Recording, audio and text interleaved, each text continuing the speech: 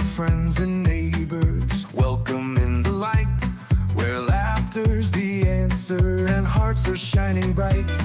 With calloused hands and wits, so raise your sharp. Let's praise a place where love ignites the spark. In the field of dreams, where sweat and hope combine, we'll raise our voices high and toast to the divine. Be your best and let your spirit always rise. Give thanks for every moment under sunny skies. Be the sunny side of someone else's life. Share your light and joy through struggle and strife. Keep your heart open and your soul always bright. Together we will share this sunny side life. Be the sunny side of someone else's life. Share your light and joy through struggle and strife. Keep your heart open and your soul always bright. Together we will share this sunny side life. Hello, friends and neighbors, and welcome to Sunnyside, and welcome to the beginning of June. It's the 2nd of June, 2025, and everything's just coming up roses. Well, except the roses. I don't think we have roses anywhere out here. Maybe that's something we should look into. Roses seem good. I don't know why I'm on this tangent, although they do have their thorns, as we all know. Anyway, I've got a lot going on, so I'm going to keep this episode fairly short today. I think today, I'm pretty sure, we'll see how it goes, but I think today I can legitimately will be able to wear cowboy boots because I believe today we'll be purchasing some steers, and those will be something that a whole new world for us at Sunnyside as we open up the beef market for our friends and family, right? Our hello friends and neighbors. Maybe we'll be selling beef in about 9 months or so. So that is something for another time. I will give you the details on that next week to see how it all goes. In the meantime, I have been baling the first time this year, and the bales look great, and we're blessed with good hot weather with a little bit of a breeze, so they dried out, and I was able to get them baled up, and now I got to get them picked up, and that's what the boys from the baseball team are all about. So they'll be out later this morning. I got to get ready for them. So that's what is happening today, and then there's baseball tonight that I announced, and there's baseball later this week, and there's Ragbri stuff coming to town where they'll be visiting Forest City, the pre-ride crew, as they kind of do the whole ride for the Register's annual Great Bike Ride across Iowa, and it'll be stopping in Forest City later in July, but right now they're doing a pre-ride, so got to meet them this week, and on and on and on, and just lots of things. Who cares? I want to talk to you. Sometimes people ask me, and they've texted the show, and they say, well, what do you listen to on your podcast? Like, you obviously do a podcast. You co-host another podcast. You produce another podcast. Sunnyside Farm Studios has got 3 of its own podcasts that we produce here. And what do you listen to? And I will tell you, that's what I guess I've never really gone into what it is exactly that is in my ear. But I'm going to do that today just so you know, and I can give you the ups and downs. I have a lot of them, but maybe not as many as some people do, and maybe a lot more than others, I guess. I'll just start with my top, because it's in count. If I go into Apple and I go into podcasts, I listen to everything for podcast wise on Apple. I know that there are many platforms that you can do it. Some people, you've got your favorite. I don't care how you listen to this show. Thanks for listening. How about that?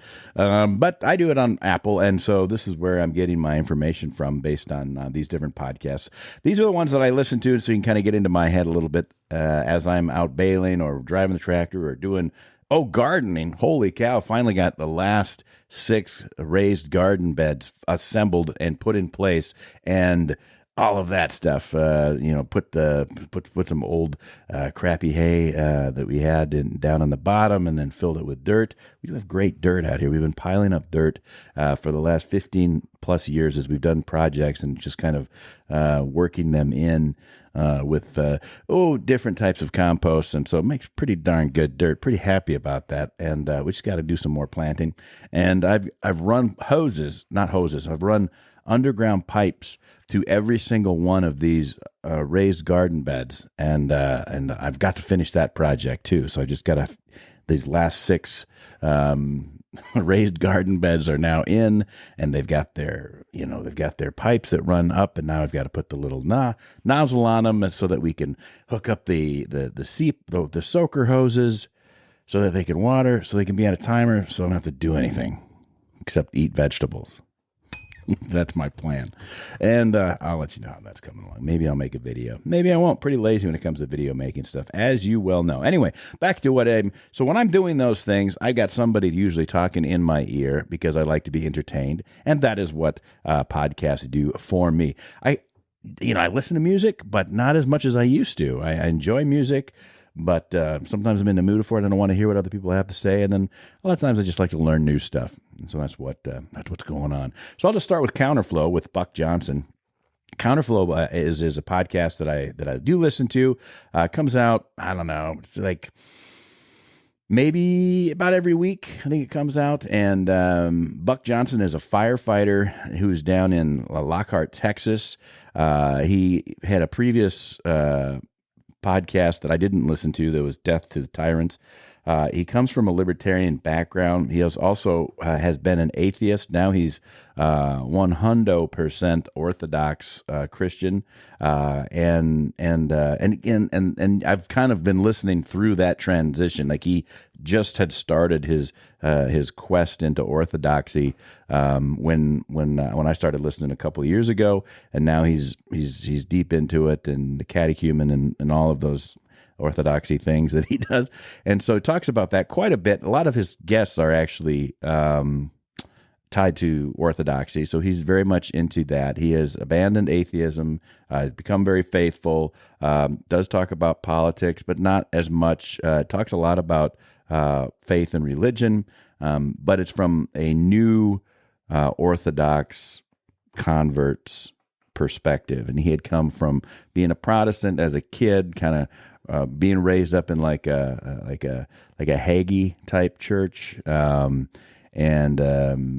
didn't find that to be very useful, and then then denied everything and went to atheism, and then and has now found his way back through Orthodoxy, and I think that's great, and so I enjoy listening to him.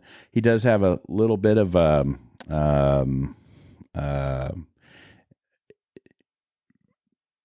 new Christians are this way too. So like when you're a new Christian, then you just can't wait to be, to let everybody know how great your decision was. And that's wonderful. But you don't know anything yet either.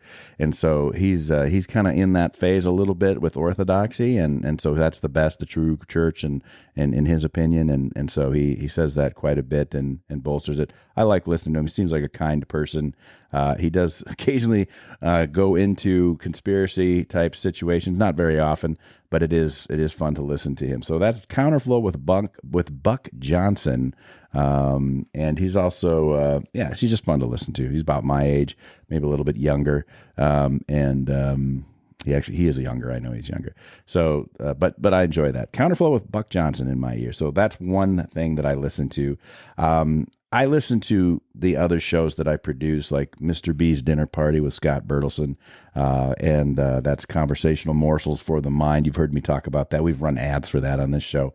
So Mr. B's Dinner Party, he comes out every 2 weeks and does a variety of things, talks about his spiritual journey, education, having spent about 40 years in education, and then he does movie reviews and TV reviews, and he does all kinds of stuff.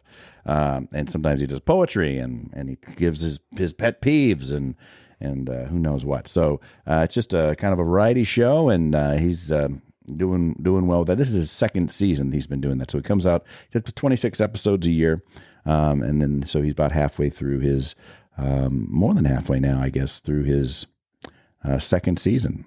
He'll be coming up at the end of in August. It kind of follows the school year. In fact, I do listen currently to a podcast called Just Go Bike, and that is a podcast that is all about RAGBRAI. I'm just listening to it mostly because I don't care about biking at all. Like, it is just not my favorite. Like, I am not a bicyclist, and I don't even think I have a bike. Maybe I do. We have a stationary bike. And I will ride that occasionally, not as much as I should, because it is good health. I mean, it's good exercise. But I mean, it's not my thing.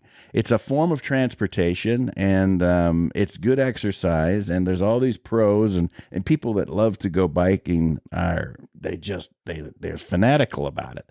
And obviously there are a lot of people like that, because that's what RAGBRAI is, the registered, annual Great Bike Ride Across Iowa.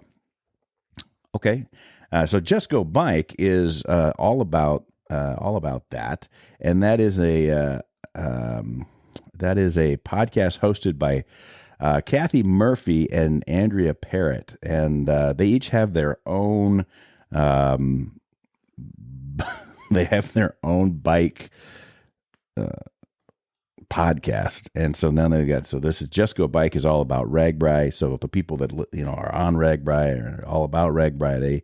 They listen to that, and that's quite a large number of people. So it's actually brilliant. When you start a podcast, you want to have a niche audience that can find you and listen to you and find what you're speaking about interesting. And so if you're a biking enthusiast, then you're going to really appreciate Just Go Bike. And I am not a biking enthusiast. I listen to it to see if they talk about my hometown, to see if there's some insights that I can get being on the committee to make our town presentation better for when they do their overnight, and to kind of get some insight into how things are going thus far into that process. But I will probably not be listening to it after RAGBRAI has passed through our town, because I'm just, it's for research purposes really only. But they are interesting. These, a couple of ladies that do this, and they love biking, and I have met them, and they have won an award.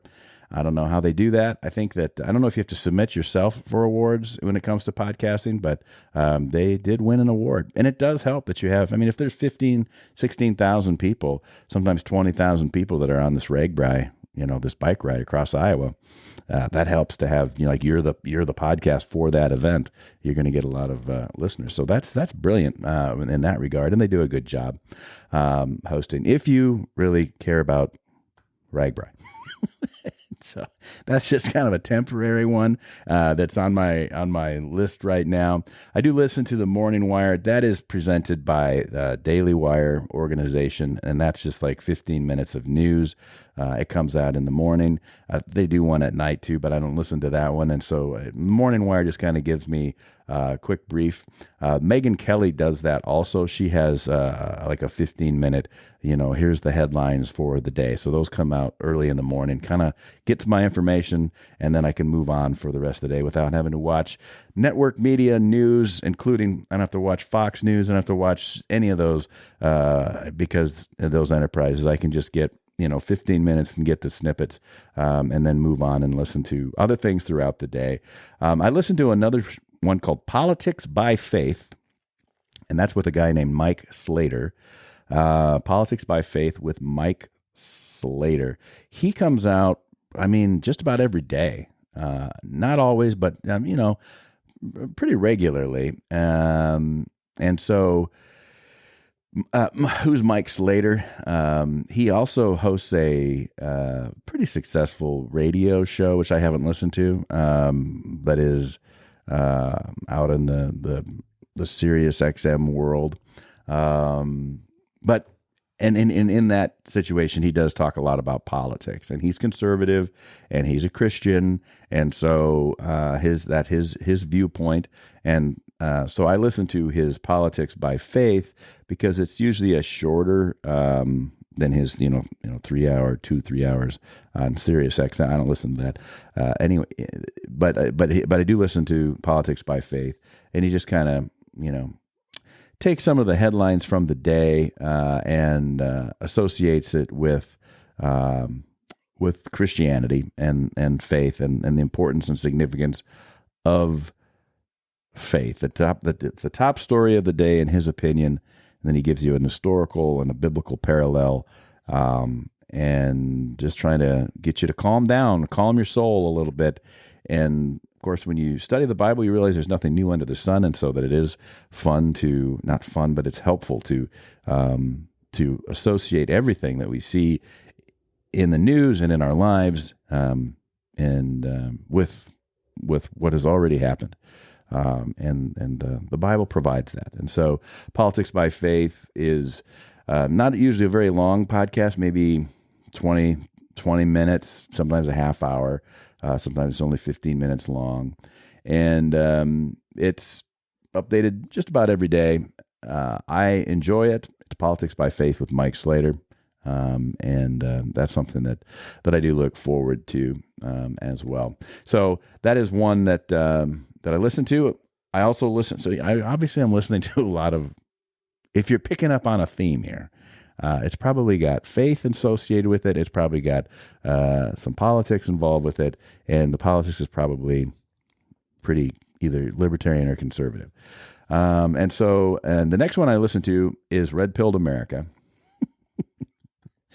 And the reason I like Red Pilled America is because it's hosted by a husband and wife, this couple, Patrick Corlici and Adriana Cortez. What they do is they tell stories, typically. And so it's like produced audio documentaries is kind of how they bill it. And it is, and I enjoy that. As you know, some of the times we'll do produce things here as well. Last Christmas Eve, we put on a whole production of an entire play, and it was just all audio for the mind, and so entertainment for the mind in that way. So Red Pilled America does that as well. They do storytelling, kind of deep down investigations, sometimes in series of covering a certain topic, and it's produced not as heavily produced necessarily with like the sound effects and all the music that what I might do, or use different characters and things like that. They do their own storytelling, and then they put some music behind it, and but they do a good job researching and coming up with the kind of these in-depth stories. And these two, their background is in marketing, advertising, and kind of in Hollywood. So they've got this whole background dealing with the Hollywood types, and their story in that regard is very interesting. How they became, how they were in these inner circles in Hollywood, and maybe not leftist, but they were, certainly of the liberal mindset, and how they then changed their perspective completely, and then now are very conservative, and their walk of faith has been significantly improved and is on the right track, in my opinion, just because of their experiences. Patrick, at one point, Patrick Corelchi is one of the co-hosts, and he had stepped away from faith and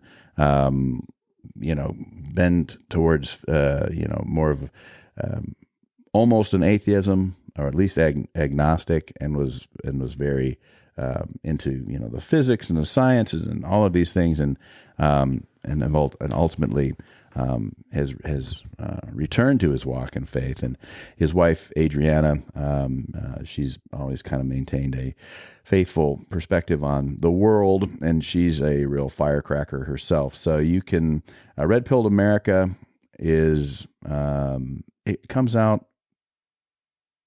every Friday. Sometimes they have another episode that they'll throw in there. They're all good. They have a thing that they do called Fam Boogie, and it's like the two of them just kind of talk about what's going on. I don't listen to all of those because but they do that. But I really do enjoy their little audio documentaries. And so what they've got currently right now is What's an American, and they're on the 5th part of that. But I have listened to them probably 3 or 4 years now. They've been around for a while, and kind of motivated me to some degree on how I wanted to tell some stories when I do that. Because of that, I've listened. Sometimes they'll throw in this episode originally aired. They're trying to put something out every week, and sometimes they're just recycling old episodes. And so if you've never listened to Red Pilled America, you would never know, and it's all really good. But if you've listened to it as long as I have, you just kind of skip over the ones that, I've already heard this. which is fair, I think. And I think they do a good job, and I do enjoy them. I think that they're funny. My wife doesn't think that they're that as entertaining as I do. And so, what can you say? We don't listen at the same time to the same shows. I do listen to, so that's Red Pilled America. Check that out. They're all over the place. I do listen to the Ben Shapiro Show, and Ben's been around for a long time in the podcasting world. He has excellent analysis from a conservative point of view, and he's always on top of what's going on in the news. And I appreciate that. However, I'm not always in agreement with Ben Shapiro, and I think that Ben is brilliant, and I think he's funny. I think he's incredibly quick-witted, and his ability to assess a situation and deliver, arguments is what he's famous for. Ben Shapiro crushes and all of that other stuff. I also think he is 100% slanted towards Israel. He's a very faithful Jewish man, and he's from a very faithful Jewish family, and he makes no bones about that. And I appreciate that honesty and dedication to his faith. And I think if he could be 100% Israeli, he would do that in a heartbeat. So his perspective on our United States foreign policy is pretty centered around what's happening in Jerusalem. And that's fine. But if you just have to realize that that's his perspective. And I think it's fair to say that. I don't think it's not one way or the other. And he's very conservative. He's right on his conservative politics. He doesn't always agree with Donald Trump. Neither do I. He doesn't always agree with what's going on in the Republican Party. A lot of times I don't either at all. And but he is very he's very in step with whatever Israel does. Is not perfect, but pretty darn close. And is currently on a bent where he's just kind of harping about it a lot. And it is kind of affecting some of his other analysis, in my opinion. I'm sure he'll, figure that out. The other thing I've noticed about Ben Shapiro is that he is very hawkish.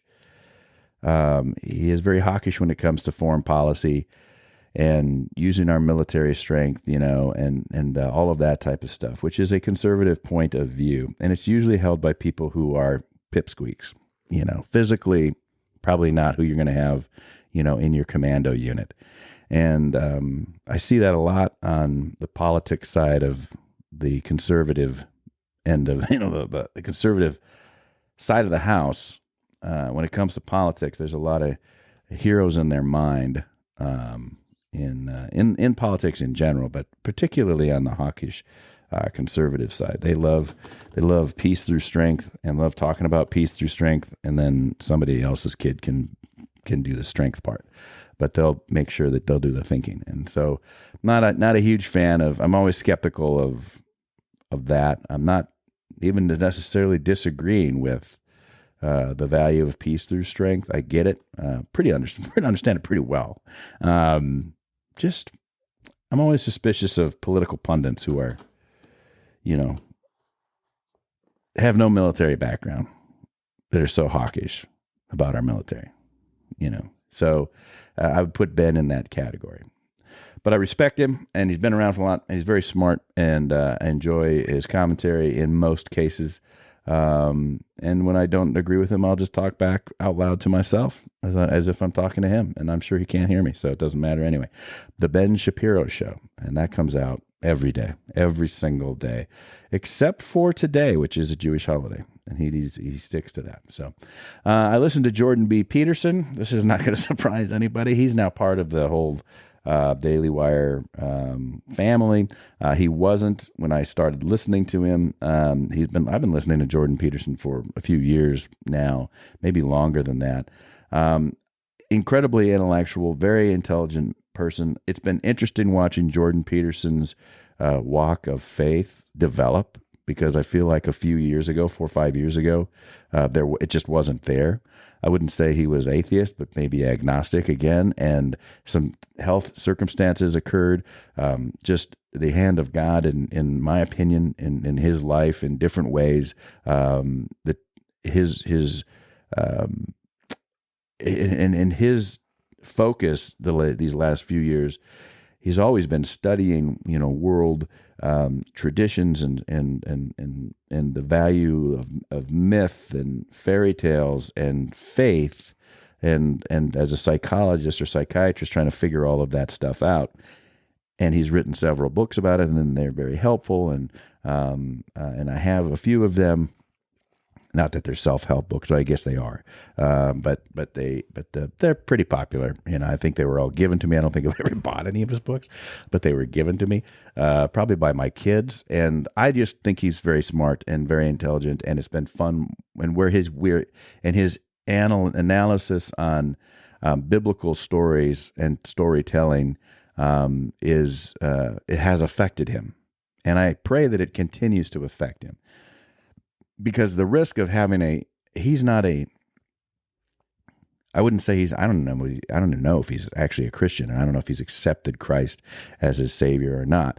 But he has certainly gotten closer to that. And the danger, of course, is when you have somebody who is not a Christian. If they're not a Christian, but they're in an elevated position where people, because of their academic prowess and success as an author and social media and just, recognition and public speaking and all these other things, and yet they're coming around to it, but they're approaching it from the academic side minus the faith side, it becomes dangerous because it then becomes logical creed type stuff. And that's not, so he's kind of in that realm right now.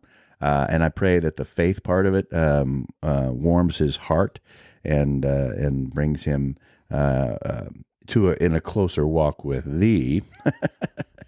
it would be good. But I always enjoy his shows. He asks a lot of questions. He has a tendency to talk about monkeys a lot. Like if he knows something, because he's done a lot of research and all of these other, like actual, scientific research and studies and all of those things when he was in the academic world. So what he knows, he does bring up, and apparently he knows quite a bit about things that you have probably already read in his books, and those do seem to come into conversations. And so if you listen to him as I have for the last 4 or 5 years, you just kind of know where he's coming from. And I do think that he has a very curious mind. He's very interested in talking to people of all types and getting their stories. But he is, at the end of the day, I wouldn't say that he definitely didn't start off as a conservative, but now he has become more conservative in his thinking.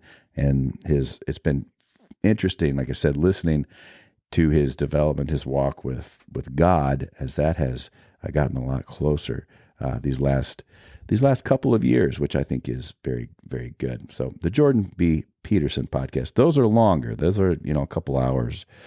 He goes on, depending on who he's talking to. I also listen to a group of 4 pastors, the Living Waters podcast. So the Living Waters podcast is, I don't know if you can handle it or not, to be honest with you. And when I say that, it's because you got to get past the annoying voice of, I don't even know which one it is, but it's just annoying. I mean, I don't know if it's Oscar. So the 4 pastors are Ray Comfort, who is from New Zealand and is they all live in California. And Ray Comfort's claim to fame is that he has written a lot of books, but he is an evangelist. And so he is out on the streets and asking people if they understand what sin is, talking to them about their own sins, pointing out to them their own sins in a very loving way, and then asking them to seek forgiveness for those sins and accept Christ. There's tons of videos on YouTube, tons of videos. He's been doing this for a long time. That's his ministry, is out at, trying to bring people to Christ. And so that's Ray Comfort. He's the grandfather of the group. Emil or Easy Zwane, Mark Spence, and Oscar Navarro. And I think Oscar is the one that has got the annoying voice. And they're all very nice and fun and funny. I think sometimes I think they're too funny, but they obviously all love each other. They have great families. They all come from different backgrounds, and that plays into their stories and their ministries as well. And they will have guests sometimes. They will, but they're mostly just talking about subjects and trying to explain things as four pastors would to their listeners, whatever the subject matter happens to be. And so they've been doing that for a while. They got 360, almost 400 episodes out there. I really do enjoy their programs, the Living Waters podcast. They have a shortened version, and then they'll have one that's maybe a little bit longer, maybe an hour or so. And then they'll have like a 20-minute version that they produce as well. And very fun. I mean, I enjoy them. Again, I don't even know which one it is.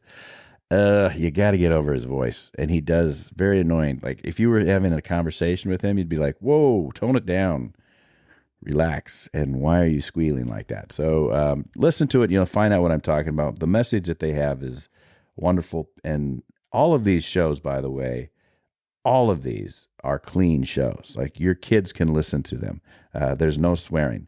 This next one, there's two on my list that do not fit that category. And they are the Reason Roundtable and the Megyn Kelly Show. And so both of those are the only two shows that I listen to that have explicit on their rating. And so for the Reason Roundtable, the Reason magazine is the magazine for libertarians. And so I enjoy the libertarian perspective.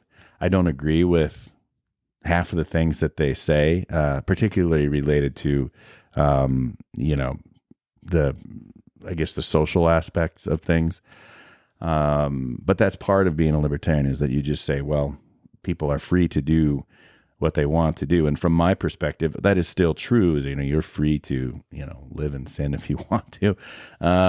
So they don't have that perspective at all. I don't know if any of them are familiar with Jesus, to be honest with you. But I do appreciate their perspective, particularly on politics and on economics. So it's hosted by the editor for Reason Magazine is Catherine Mangu Ward. And then the other three are Matt Welch, Peter Suderman, and Nick Gillespie. And I appreciate all of them. I like Nick Gillespie probably the most of the four. I think he just kind of reminds me of an old MTV host. And he actually did used to do the Teen Beat magazine. He's been around. He's older than me by quite a bit, but still has a great head of hair, and he's out there just kind of chomping at the bit to let things unfold as they may. The thing about libertarians, and particularly this group, the Reason Roundtable, comes out every Monday. They're a little snarky, and libertarians, I think, in general, are snarky people. So it's like they're the kids that don't fit into the cool jocks. They don't fit into the fine arts necessarily. They're not over here with this group. They got their own little group. I'm not going to say they're goth-like, but they're at their own little group at their own little lunch table, and they're sitting around making fun of everybody else's group at everybody else's lunch table, desperately dying, I think, inside to want to be at one or more of those tables themselves. That's my opinion about how libertarians actually operate. They're not Republican, they're not Democrat, and they'll tell you why they're all idiots, but somehow they just want to be respected by those other groups as well. That's probably accurate. So every week these guys come out, they talk about what's happening in the news, the biggest stories of the week, and obviously they have their godless perspective in many ways on the world. So, but you'll find that on economics, it's just hard to beat a libertarian. They're just better at it than really any other political group when it comes to the economy. And so that's why I stick around and listen to them.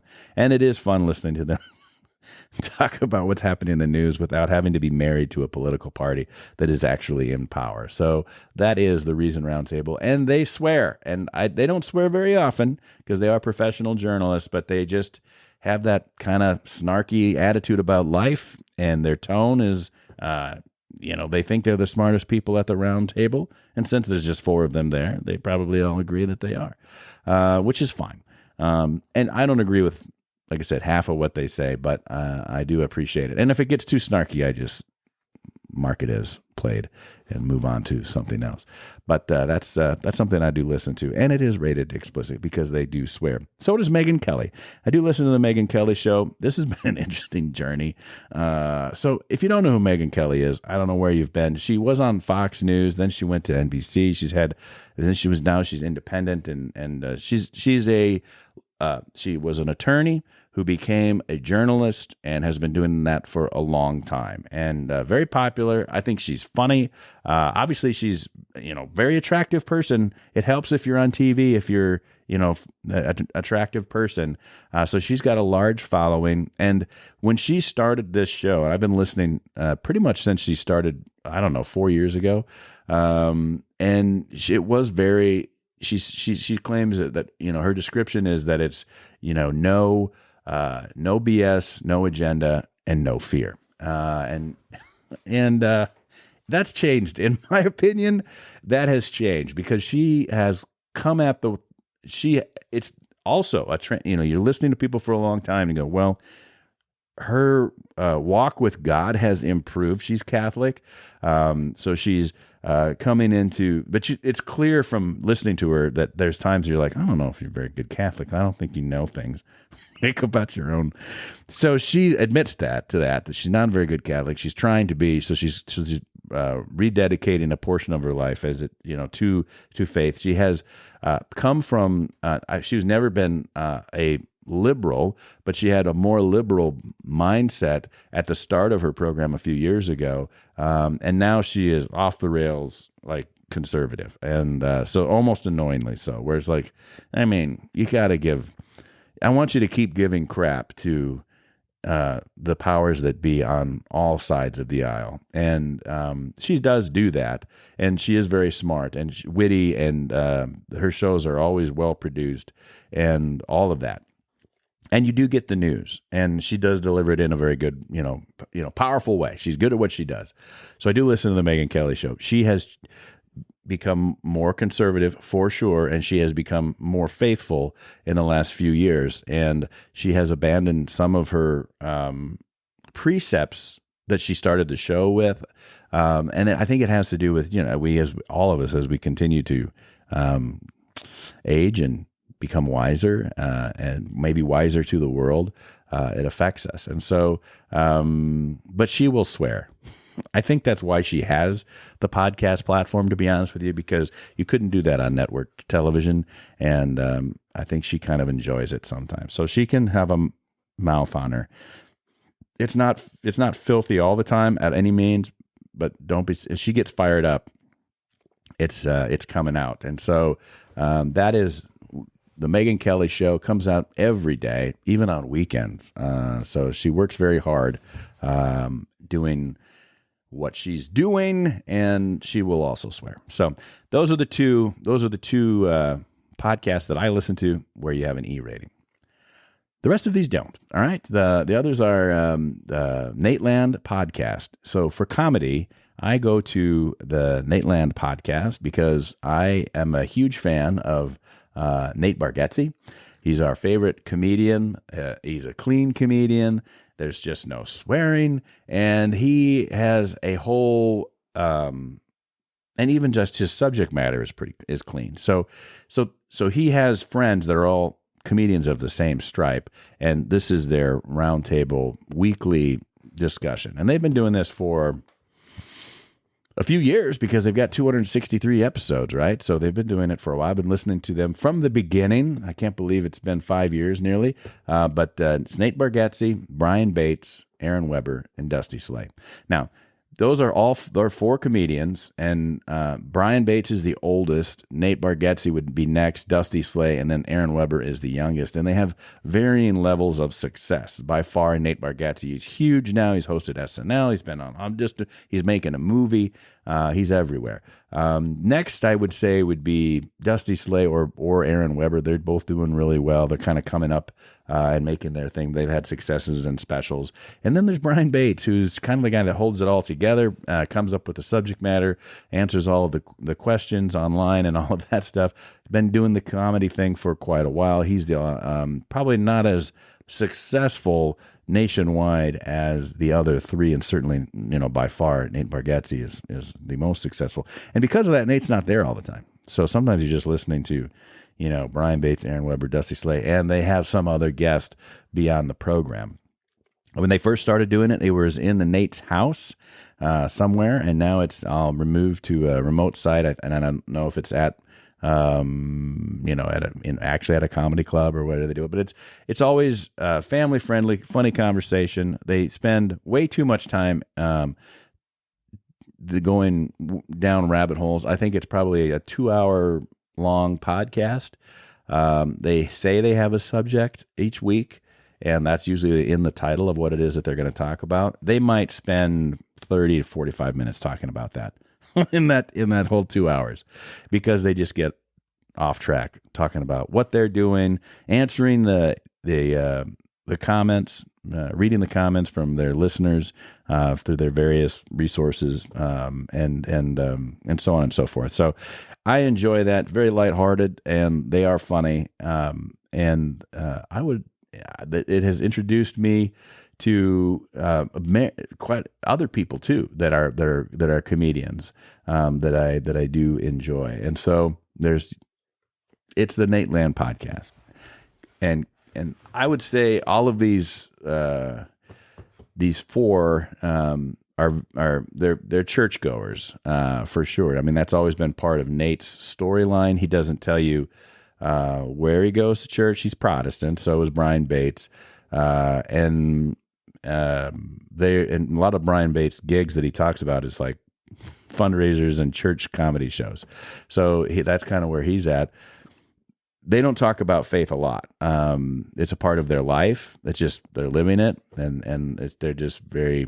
They're not proselytizing at all. Aaron Weber, Catholic, and went to Notre Dame and all that good stuff. And so he's got a pretty good grip on how things work on the Catholic side of the house. And Dusty Slay, I don't know what he is. I know he's faithful, and I know he's conservative, and I know he's I don't know what he is though. I don't know if he's an Adventist. I don't know if I don't know. Can't figure it out. He's got some weird ideas, in my opinion, about what you can eat, what you can't eat. But he's not Jewish, so it's not. So it's like there's certain rules that seem like they are, but I don't know. It's not that important. All 4 of these guys are faithful, and they're not proselytizing, and they're funny, and they're clean, and your kids can listen to it, and then it makes you want to see their shows, which we've done as well. So the Nate Land podcast. I listened to the President's Daily Brief. This is another one of my 3 or 4 sources for news daily. And this is with Mike Baker. It was with another dude before this. I've been listening for a couple of years. So the President's Daily Brief, that name is taken from what the President of the United States actually gets a daily brief from, like a CIA person, the CIA director, NSA, whoever is giving them, this is what's going on in the world. And it's very short, and it's just like boom, boom, boom, boom, boom. And so the president stays on top of foreign intelligence that way. Okay. So that's what that name comes from. And then Mike Baker is a former CIA dude. I don't know what his role in the CIA was. And I think once you're in the CIA, you're always in the CIA. I don't think that they ever leave. And I think I have mixed feelings about the CIA. I think that the CIA is good in some ways because you have to be able to gather intelligence. And I think that they're nefarious and evil in many other ways.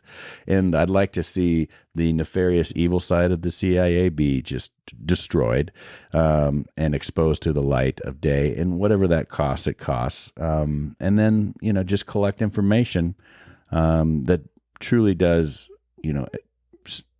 benefit America in a wholesome way. Can we do that? And so his view. So that's my opinion on the CIA.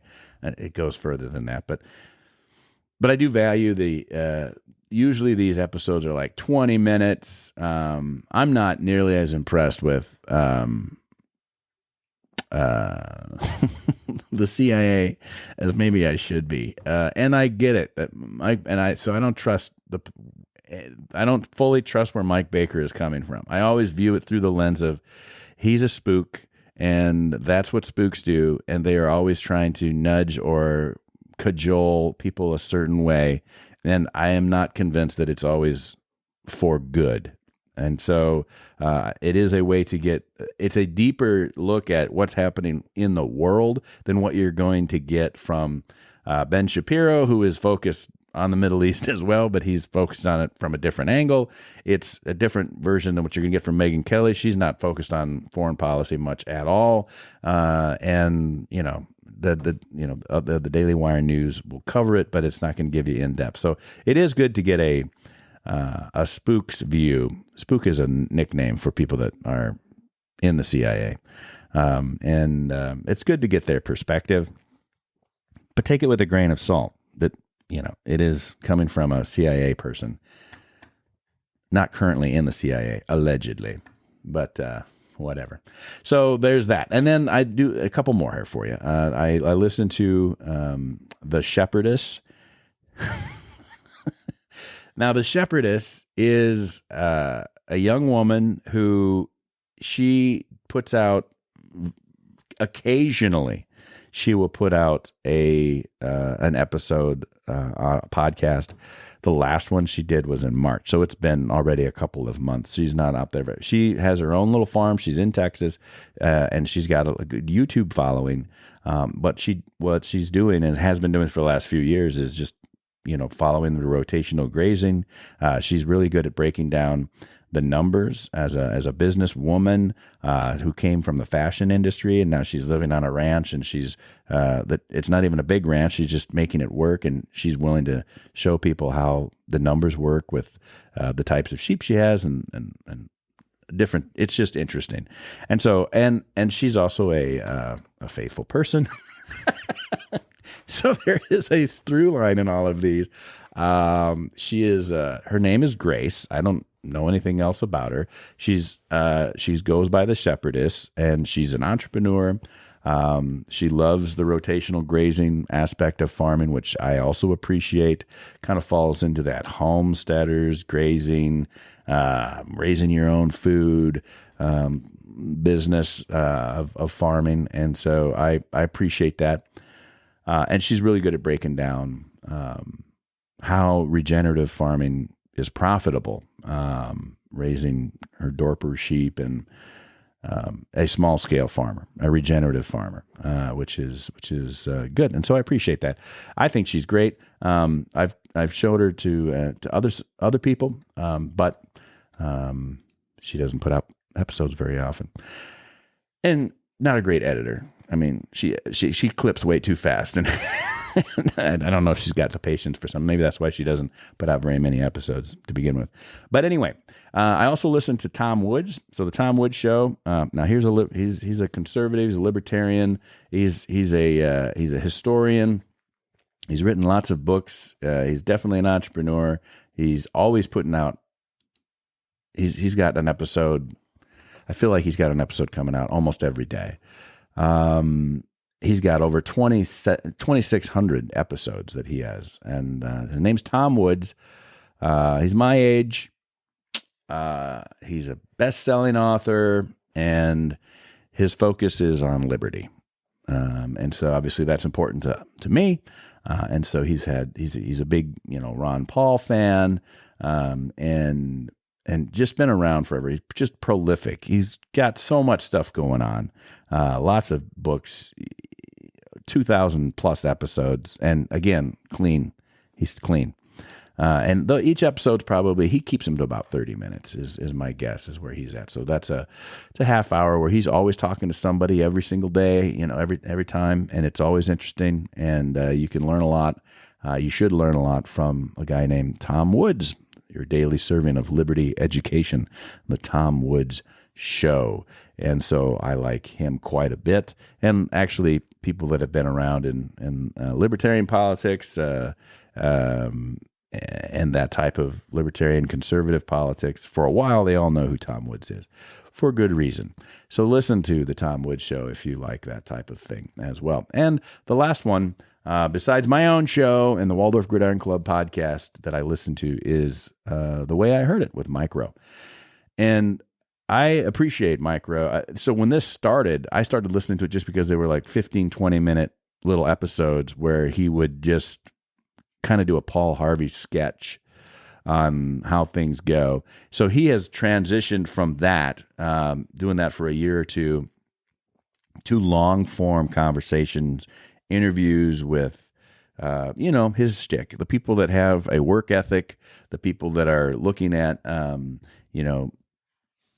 making America great again, but not necessarily being MAGA at all. They're just they're folks that are out there doing it, supporting the trades, or just being interesting people. He recently had an episode with Neil McDonough, and he's an actor and was in Band of Brothers and a variety of other things. And Neil's a very talented person, and kind of got blacklisted there in Hollywood for a little bit because he wouldn't do a kissing scene with another woman because he, doesn't believe in that. And so they talked about that and lots of other things. So I like Mike Rowe. He's got a dulcet voice. He has a great delivery. He's been a host for a long time, and he uses big words on purpose, which is irritating as hell. That's it. That's my perspective. That's the way I heard it, Mike Rowe. I like what Mike Rowe does. I like his organization. I like the philosophy behind it. But I don't know where Mike Rowe stands on faith. He's a lifelong bachelor, and so I don't really know any of that stuff. Probably not in the same category as me, as far as how I look at things through a lens of faith. But he definitely has strong values, and his parents are older but still kicking, and his mom's an author. I will say this. I like his mom. I haven't read any of her books. I listened to the first couple of times she was on, and now when I see he's got his mom on, I just skip that episode because I don't care, and that's probably would be hurtful to Mike Rowe. But I don't want it to appear that way. It's not why I'm listening to your mom. So that's what I listen to. The Way I Heard It with Mike Rowe. Those are the podcasts that I listen to currently. And I've listened to others, and I've gotten rid of them over the course of time. And I think that's a good thing for you to do, including me. If you think that this is pointless, who cares? Move on. Do your own thing. Start your own podcast. There's like 2 million, 3 million of them now. And there you go. All right, that's it. That's what I have got other things to do. Might buy cows today. Might do that. That's the plan anyway. Got to do putting some hay bales away, blah, blah, blah, blah, blah, and baseball tonight. So have a great week. And whatever it is that you are listening to, I hope that it helps you be a better person and be the sunny side of someone else's life. When the shadows fall and doubts begin to creep, remember together we're strong, never weak. Lift your neighbor up with kindness every day. Let your actions speak the words you want to say. The Sunny Side of Life is a weekly production about our life on the family farmstead here in Iowa. the liberties we prize, and the pursuits which make us happy. None of this is possible, of course, without Christ in our lives. For the Lord God is our sun and our shield. He gives us grace and glory. Be the sunny side of someone else's life. Share your light and joy through struggle and strife. Keep your heart open and your soul always bright. Together we will share this sunny side life. Be the sunny side of someone else's life. Share your light and joy through struggle and strife. Keep your heart open and your soul always bright. Together we will share this sunny side life. May the Lord bless you and keep you, and may the sunny side of your life in Christ be made evident unto you each and every day, and give you peace.